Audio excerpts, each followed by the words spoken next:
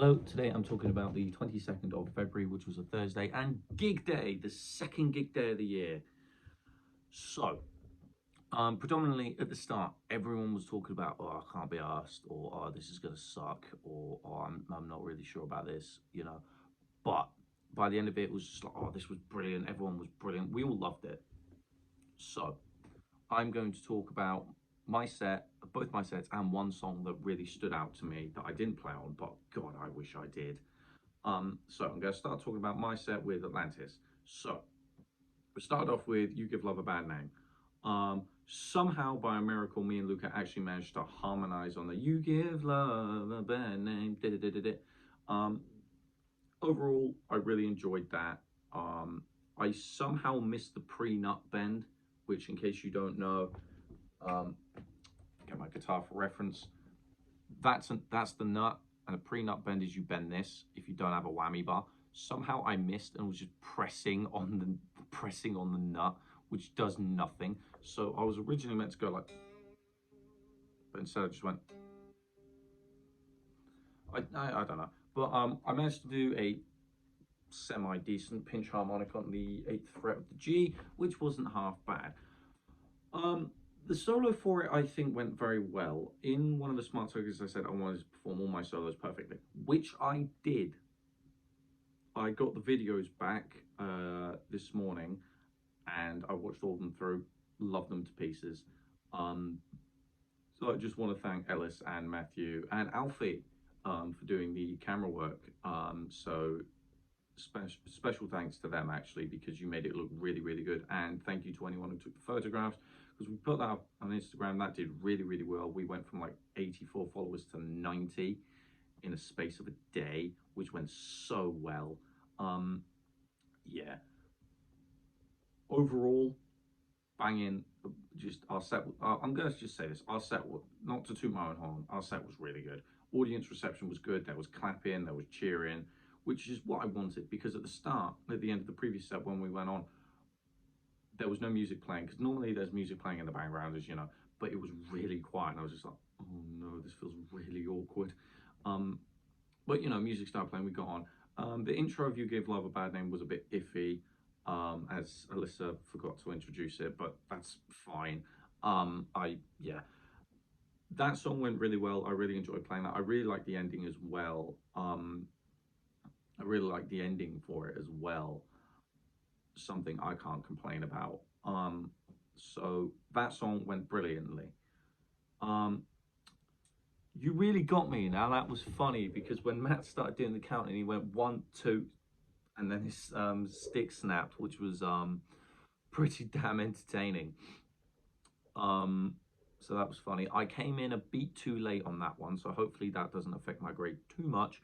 I don't think it will, but you live and you learn. Um, Overall, I really enjoyed that. I basically improv the entire guitar solo because I forgot it just as it was leading up to it. I made it work. I threw some Iron Maiden style riff in there and a few bluesy things in there, and it worked. I think I thought it went rather well. I can't complain about that. That was probably my favorite solo to play. It was quick, it was fast, it sounded impressive. So yeah, I think I was out of key when I was singing that one. Hopefully, I wasn't. I think I might have been. I don't know. I can't just. That song I did enjoy playing. That was very fun. Overall, one thing I do want to mention, I was really nervous for that performance because it was the first time me singing on stage in front of people, so I barely moved. Well, I moved as much as I could, but I did barely move. Luca was dancing and jumping around like an absolute maniac. I loved it. I thought it was brilliant. I thought it was going to fall over, but that was good. Any More, our original, had had a such a better reception than I thought it would. People really liked it. People liked the guitar solo I wrote for it. Brilliant. Harvey said afterwards how the structure was a bit but I'm not going to complain because he said he liked it and other people liked it, and I got well done comments on that and whatnot. But now Safari song, that was funny. So I started playing the riff, the do, and on the second one, my pick just went just throughout flew out my hand to the right of me. Tim came in clutch. He quickly runs, he picks it up and he gives it to me. He was an absolute legend for that. He saved me for that because there was no way I was going to be able to perform that right with just plucking it with fingers. I should have had a spare pick on me, but I didn't. So that was my fault. But overall, that was good. My singing bit for that, again, had people took that way better than what I thought they would. So that was fun. I saw Alfie and Callum dancing in the corner, which I thought was pretty funny. But overall, if I could rate our set out of 10, I'd give it probably an 8. There's room for improvement for me. But overall, I really enjoyed that set. Afterwards, for when Liv performed, I'm going to talk about that song now that I really enjoyed. It was Killing in the Name by Rage Against the Machines.